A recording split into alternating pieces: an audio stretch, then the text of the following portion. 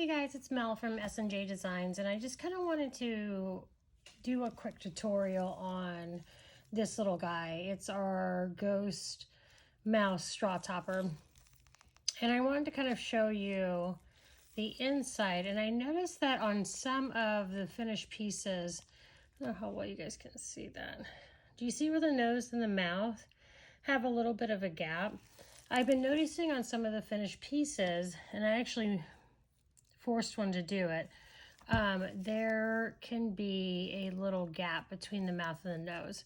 I don't know if you guys can see that, but you see that little gap? That's actually an air bubble that's trapped upon the pour. And so I kind of wanted to do a quick tutorial because I had a couple of questions come over, and I thought it'd be nice just to kind of show you how this mold works. I know that I've had success doing this method, and maybe it might help someone else.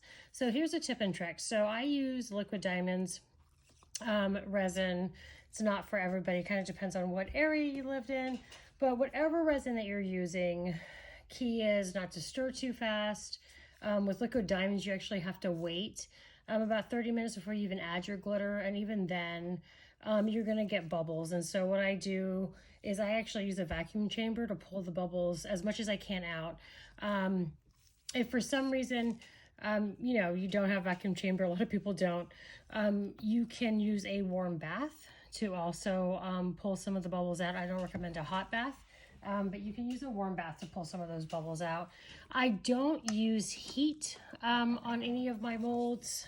I just don't think it's a good idea. If you want to take a lighter after you use a warm bath and you want to kind of run across the top of your resin while it's still in the cup, be careful not to burn the cup or melt it. But if you want to pop some of the bubbles that are in the top of the cup, you can do that.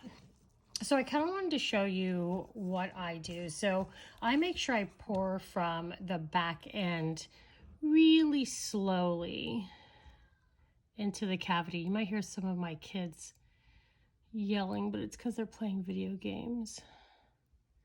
So I don't know if you guys can see that, but you can kind of see at this point, it's kind of around the eyes. It's almost halfway up the nose. And so what I do right now is I start to kind of swirl it in there. And I cover the nose and then I go back. And I don't know how well you guys can see that, but I go back. And see, I can see that bubble that normally gets trapped. I'm trying to coat it a little bit to eliminate that.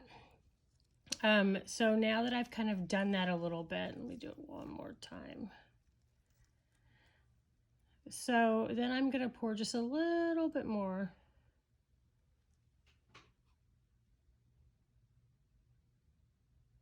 Really slowly, guys. Sorry, I am not a clean pourer. And then I don't use popsicle sticks. I actually use these just because I found that stirring with popsicle sticks gave me more bubbles. So maybe it's not even true, but I just found that this actually gives me less bubbles when I stir. So after I do this, I don't poke into the mold. What you're going to want to do is just lightly kind of make sure, and I can already tell, the resin, by just coating it and swirling it, kind of was able to get rid of that bubble that can form there. And so when I just did this, I wasn't actually touching the wall of the mold. I was just kind of moving the resin around to make sure if there was any air, it was going to come to the surface. And as you can see, nothing's come up.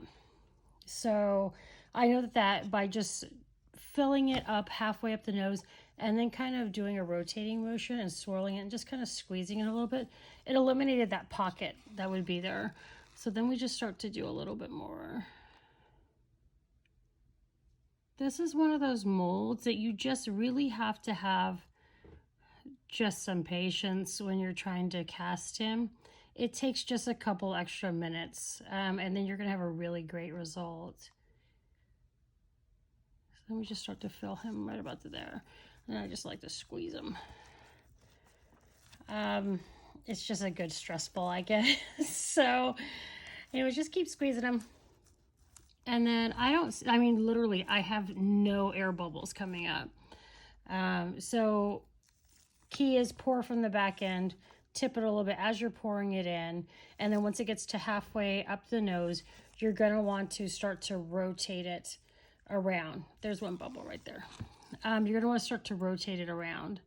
And then start to slowly pour again until you get to the very top of the mouth, which would actually be the bottom coming up. And then just kind of squeeze and use something that you're not going to pierce with. No toothpicks. Don't ever use toothpicks in the mold. But you're going to want to use something like this just to kind of make sure, just tap it to make sure there's no air in there. And then we'll fill this up. I don't know how much resin I use. I always mix too much, which is fine because I am usually ready to pour something else, which I actually have a second mouse topper that I'm probably going to pour this into. So next thing we do is we just kind of let it sit for 24 hours. And then I'll go ahead and demold it or unmold it, demold, unmold, whatever you want to call it.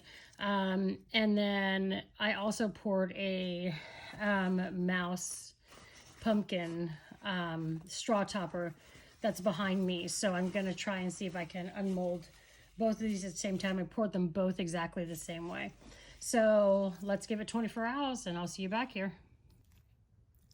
Hey guys, so it's been 24 hours since we poured this little guy. I went ahead and just popped the pumpkin mouse head out already, and you can see he actually looks really good. So I'm going to attempt to get this out. Hopefully I can do it while on camera and I don't have to pull him off to the side too. No, he's gonna come out. So this is the big reveal to show how to avoid bubbles where the mouth and nose are. Just kind of wiggle him. Ta-da! So that's it. That little orange piece right there is actually the resin that I used for the pumpkin. There's like a little dot in there, so that's because I had the resins together. But as you can see, you guys, no hole, no little gap, so he came out really, really good.